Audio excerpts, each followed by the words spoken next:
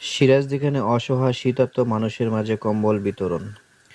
মুন্সিগঞ্জ সিরাজদিখানে উত্তর মধ্যপাড়া মানবিক সংগঠনের উদ্যোগে প্রতি বছরের ন্যায় এবারও অসহায় শীতার্ত মানুষের মাঝে কম্বল বিতরণ অনুষ্ঠিত হয়েছে।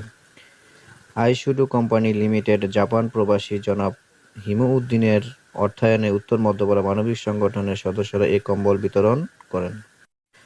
অনুষ্ঠানে স্থানীয় ৩৫০টি পরিবারের মাঝে শীতের উপহার হিসেবে কম্বল তুলে দেওয়া হয়।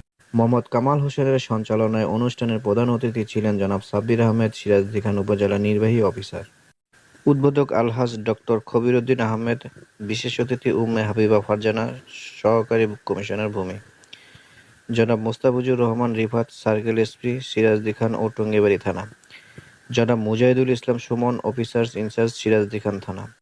মূলত এলাকার উন্নয়নের জন্য, এলাকার মানুষদের উন্নয়নের জন্য কাজ করে যাবে বলে আমি দৃঢ়ভাবে বিশ্বাস করি এবং বারবার মনে পড়ছিল মানুষ মানুষের জন্য, জীবন জীবনের জন্য একটি সহানুভূতি কি মানুষ পেতে পারে না। এই শীত থেকে বাঁচতে পারি, তারা কম্বল বিতরণের কর্মসূচি হাতে নিচ্ছে। এটা তাদের মানবিকতার একটা পরিচয় এবং আমি পাশাপাশি আত্মীয় বড় যারা আছে সেখানে আছে তাদেরকে সহায়তার মাধ্যমে এ ধরনের সম্পর্ক পরিচালনা করার জন্য সবাই ভালো থাকবেন।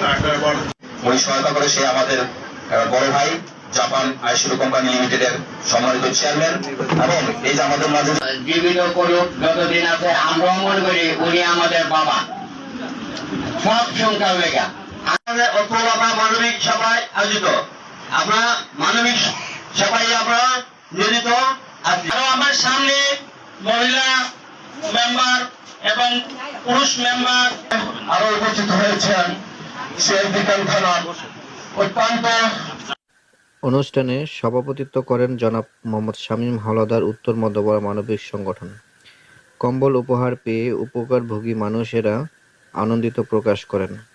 মানবিক সংগঠনের সভাপতি বলেন, প্রতি বছরই তাদের এই কম্বল উপহার অব্যাহত থাকিবে। এছাড়াও উপস্থিত ছিলেন মধ্যপাড়া ইউনিয়ন ১ নং ওয়ার্ড ইউপি সদস্য মোহাম্মদ দীন ইসলাম, ৮ নং ওয়ার্ড ইউপি সদস্য মোহাম্মদ শাহাবুদ্দিন খান, মধ্যপাড়া ইউনিয়ন সংরক্ষিত ইউপি সদস্য হাসনা হেনা, রুবিয়া আক্তার, লুৎফা বেগম প্রমুখ।